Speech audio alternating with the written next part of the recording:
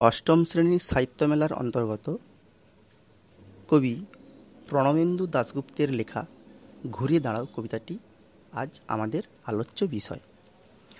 প্রণবেন্দু দাশগুপ্তের এই ঘুরে দাঁড়াও কবিতাটি তার কবিতা সংকলন গ্রন্থ থেকে নেওয়া হয়েছে। এই প্রণবেন্দু দাশগুপ্ত ছিলেন বাংলা সাহিত্যের অন্যতম এক বিশিষ্ট কবি তথা শিল্প সমালোচক। তিনি কবিতায় একটি বিশেষ সময়ের কথা বলেছেন। সে সময়টিকে তিনি কবিতার পরতে পরতে তুলে ধরেছেন। কেমন না, আমরা জানি যে সময় হলো এমন একটি বিষয় যার সঙ্গে মানুষের জীবন ওতপ্রোতভাবে জড়িত। আবহমান স্রোতে দাঁড়িয়ে থাকা মানুষের সারা জীবন নানা টানাপোড়েনে বন্দি থাকে, কিন্তু সময়ের মুখোমুখি দাঁড়িয়ে জীবনের দ্বন্দ্ব থেকে বেরিয়ে এসে এক সময় মানুষকে ঘুরে দাঁড়াতে হয়ে উঠতে হয় সময় উপযোগী। আর যে মানুষ তা পারে না, তাকে হারিয়ে যেতে হয় সময়ের স্রোতে। এই আলোচ্য ঘুরে দাঁড়াও কবিতাতে কবি প্রণবেন্দু দাশগুপ্ত বলেছেন, জীবনে চলার পথে সব কিছু থেকে নিজেকে সরিয়ে না রেখে নিজেকে সময়ের উপযোগী করে ঘুরে দাঁড়াতে হবে। অর্থাৎ কবি সময় উপযোগীভাবে ঘুরে দাঁড়ানোর কথা বলেছেন।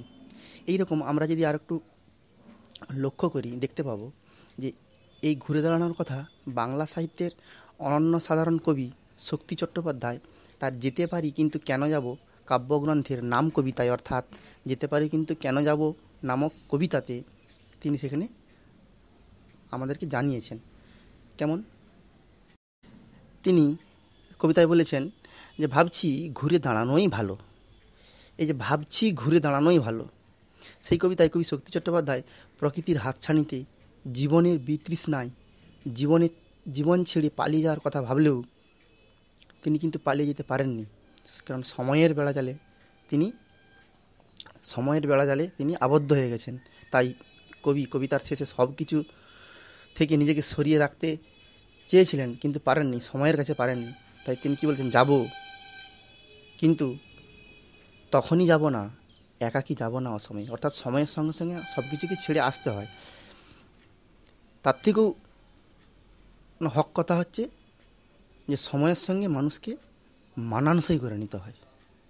মানানসই করলে কি হয় না, এই যে আমরা ঘুরে দাঁড়াতে পারবো, সেই কবিতাই কবি এখানে বলতে চেয়েছেন ঘুরে দাঁড়াও কবিতাতে। দেখা যাক এখন কবিতাতে কবি কি বলছেন। কবিতাটিতে আরেকটি বিষয়, কবিতাটিতে কবি মানুষের প্রতিবাদ সত্তার জাগরণ ঘটাতে চেয়েছেন। মানব ধর্মের চরম অপমানকর পরিস্থিতিতে বিপর্যস্ত মানুষ আজ দেয়ালে পিঠ ঠেকিয়ে দিয়েছে। পরিবেশের দূষণ আজ এতটাই বিস্তৃত যে তাদের ঘুরে দাঁড়াতেই হবে, নইলে মৃত্যুই হবে অনিবার্য পরিণতি। প্রথমেই কি বলছেন যে সরতে সরতে সরতে তুমি আর কোথায় সরবে, এবার ঘুরে দাঁড়াও। কি সুন্দর কথা, যে সমাজ সচেতন কবি প্রণবেন্দু দাশগুপ্ত, তাহলে তার মধ্যে যে প্রতিবাদী সত্তা, সেই সত্তাটিকে তিনি এখানে দেখাতে চেয়েছেন যে সামাজিক অন্যায় অবিচারকে তারা সহ্য করে নিচ্ছে, কিন্তু সহ্যেরও একটা সীমা থাকবে, একটা পরিসর থাকবে। এভাবে মানুষ প্রতি মুহূর্তে আদর্শ, মর্যাদা, বলিষ্ঠ ধ্যান ধারণা ও জীবনবোধ থেকে পিছু হটেছে। মানুষের মধ্যেকার যে শুভ ভাবনার প্রকাশ নেই, অন্যায়ের প্রতিবাদ নেই, অসঙ্গতির বিরুদ্ধে সোচ্চার প্রতিরোধ নেই। এই ক্ষয়িষ্ণু দিকগুলিকেই কবি এখানে বলতে চেয়েছেন। তাই সরতে সরতে সরতে, অর্থাৎ এই যে সরে যাওয়া, সেই সরে যাওয়ার কথা বলেছেন এবং মানুষের মনে একটি জিজ্ঞাসু রেখে গেছেন, তুমি আর কোথায় সরবে। এখানে তুমি বলতে কি সাধারণ পাঠক, বাংলা সাহিত্যের সাধারণ পাঠক বা আপামর জনসাধারণের কথা বলেছেন যে এবার ঘুরে দাঁড়াও। প্রত্যেকটি মানুষকেই, সমাজ মানুষকে বলেছেন তিনি যে এবার ঘুরে দাঁড়াতে হবে। ছোট্ট একটা তুক করে পায়রাটা পাল্টে দাও। তুক করা বলতে কি বোঝায়? তুক করা বলতে জাদু মন্ত্র। অর্থাৎ সে যখন জাদু দেখায়, আমরা দেখি যে এই কাগজের টুকরো ছিল, হয়ে গেল একটা পায়রা। কিভাবে হলো না, আমরা দেখতে পাই জাদুর মাধ্যমে হয়েছে, কিন্তু আসলে ওটা জাদু ছিল না। কিন্তু এইখানে কি তুক করা বলতে কি, হঠাৎ করে সে আলাদিনের আশ্চর্য প্রদীপের মতো সমস্ত কিছুকে বদলে দিতে হবে। রূপকথার গল্প যেরকম আমরা পড়ে আসছি, যেমন করে এখানে বলছে কবি আশা করেন যে আমাদের বাইরেটাকে পাল্টে দেওয়া সম্ভব। সেটা কি না, মানুষ অন্তর থেকে করতে পারবে। আমরা সহ্য করি বলেই তারা অত্যাচার করে, আমরা সহ্য না করলে তারা অত্যাচার করতে পারবে না। অর্থাৎ প্রতিবাদী হলে যে অত্যাচারী সে অত্যাচার থেকে বিরত হতে বাধ্য। কেমন না, সাইকেল রিক্সাগুলো শীষ দিয়ে চলে যাক বনে বনান্তরে, কাদা ভর্তি রাস্তা উঠে পড়ুক ছায়াপথের কাছাকাছি, গাছগুলো নদীর জলে স্নান করে আসুক, বলছে সা রা রা রা করে জেগে উঠুক উপান্তের শহরতলি। কেমন না, কবি আশা করছেন যে সাইকেল রিক্সাগুলি এক বন থেকে অন্য বনে শীষ দিয়ে চলে যাবে, ছায়াপথের কাছাকাছি উঠে পড়বে কাদা ভর্তি রাস্তা।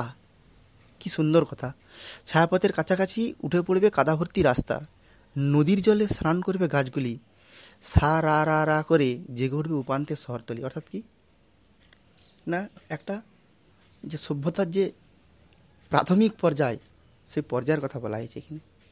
বলছে সেই কাঙ্ক্ষিত বদল ঘটলে জীবন হবে বৈচিত্র্যময় সুন্দর, নাগরিক জীবনের আত্মকেন্দ্রিক যে কুশ্রিতা অর্থাৎ মানুষের মধ্যেকার যে খারাপ বোধ সেটা কি অনেকটাই দূরে যাবে, ফলে সুন্দর হয়ে উঠবে পৃথিবী, পৃথিবী খুব সুস্থ লাগবে। জীবনে চলার পথে, জীবনের যে চলার পথ সে পথ হবে সুগম, আর চলার পথে সমস্ত কিছুকে সুগম বলে মনে হবে, স্বচ্ছ হবে, শঙ্কাহীন হবে। গাছগুলোকে কী লাগবে আরও সতেজ, দেখো কী সুন্দর একটা কথা বলেছেন এখানে, গাছগুলোকে আরও লাগবে সতেজ। সতেজ বলতে কি মনে হবে গাছগুলো যেন তার প্রাণসত্তা ফিরে পেয়েছে, সবুজ প্রাণবন্ত স্বাস্থ্যকর হয়ে মানুষকে উদার করে তুলবে। কারা না, এই গাছগুলি। দেখো এখানে কিন্তু কবি কতগুলি নিদর্শন বা উদাহরণের কথা বলেছেন, কিন্তু এরকম অনেক উদাহরণ আছে, কবিতার কয়েকটা দিয়েছেন।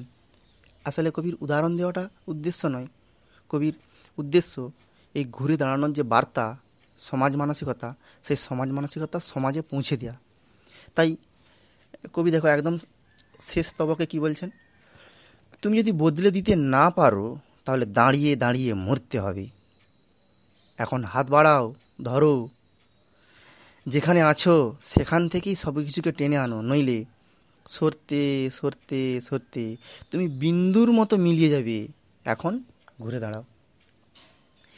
তাহলে কি বলছেন না, কবি মানবতার লাঞ্ছনা সহ্য করতে পারেন না, তার পরামর্শ অবস্থা পাল্টাতে হবে, নিরুপায় অসহায়ভাবে শেষ হওয়ার আগে সমাজকে বদলে দিতে হবে। কিন্তু সমাজ বদলের সামিল হতে হবে ঠিকই, কিন্তু কোনো কিছু না করে মৃত্যুবরণ করা ঠিক নয়। অর্থাৎ কোনো কিছু না করে আমরা বলতে পারি না যে কোনো কাজ করতে পারবো না, তো না করার আগেই আমাদের অক্ষমতা প্রকাশ করা উচিত নয় যে ওটা আমার হবে না, আমার দ্বারা হবে না।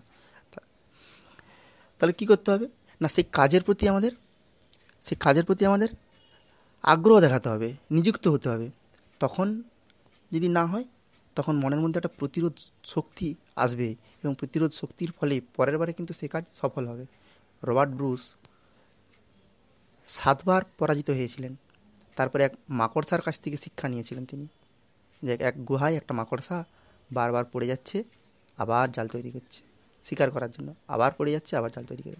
তার কাছ থেকে অনুপ্রেরণা নিয়ে রবার্ট ব্রুস কী করলেন, তার নিজের রাজ্যে আবার আক্রমণ করলেন, শত্রুরা পরাজিত হলো এবং রবার্ট ব্রুসের জয় হলো। তেমনি প্রতিকূলতার বিরুদ্ধে মানুষকে সংগ্রাম করতে হবে, এবং সংগ্রাম করার আগে পিছিয়ে পড়লে হবে না।